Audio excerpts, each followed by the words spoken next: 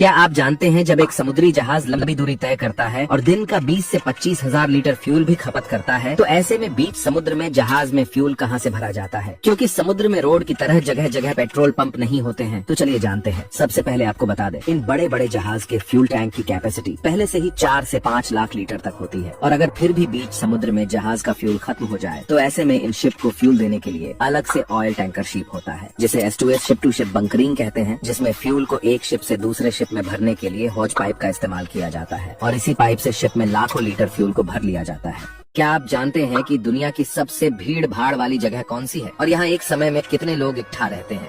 और ये वर्कर लकड़ियों को इस तरह क्यों जला रहे हैं? चलिए जानते हैं। दरअसल चाइना के लोग लकड़ियों को दिमक से बचाने के लिए ऐसा करते हैं, जिसमें ये लोग गैस कटर से लकड़ियों की ऊपरी परत को हल्का जला लेते हैं और ऐसा करने से लकड़ियाँ बहुत मजबूत और टिकाऊ हो जाती है। इसलिए इन लकड़ियों से बन फर्नीचर कई सालों तक खराब नहीं होता है। वही जापान का शिबुया क्रॉसिंग दुनिया का सबसे भीड़ भाड़ वाला चौराहा है। यहाँ की ट्रैफिक लाइट हमेशा रेड रखी जाती है, क्योंकि ये चीज रिकॉर्ड की गई है कि यहाँ से एक समय 3000 लोग निकलते हैं। इसके चलते यहाँ बड़ी बड़ी स्क्रीन भी लगाई गई है, जिसमें कंपनी लाखों रुपए देकर अपनी ब्रांड का ऐड करवाती है। आखिर इस कॉपर के पाइप को इतनी आसानी से कैसे काटा जा सकता है, जबकि कॉपर के पाइप को काफी मजबूत होता है?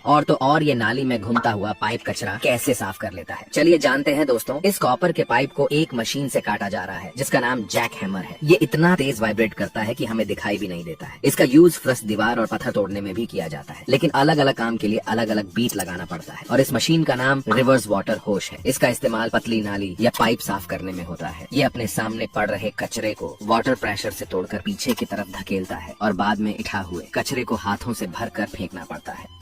भारत के 3 सबसे सुंदर मंदिर। इन मंदिरों में भारत से ही नहीं, विदेशों से भी लोग दर्शन करने आते हैं। इन मंदिरों में जाना लोगों का सपना होता है। तो चलिए जानते हैं। इस लिस्ट में तीसरे नंबर पर आता है प्रेम मंदिर वृंदावन में बना। ये राधा कृष्ण मंदिर पूरे विश्व में प्रसिद्ध है। इस मंदिर को बनाने में 150 करोड़ रुपए खर्च हुए थे, जो 54 एकड़ में फैला हुआ है। दूसरे नंबर पर आता है उत्तर प्रदेश का केदारनाथ मंदिर। इस मंदिर में हर साल 8 से 10 लाख लोग दर्शन करने आते हैं। ये मंदिर महाभारत काल से बना हुआ है। इसमें पहले नंबर पर आता है अयोध्या का राम मंदिर। ये भारत का सबसे प्रसिद्ध मंदिर है और इसका उद्घाटन हाल ही में 22 जनवरी को ही हुआ है।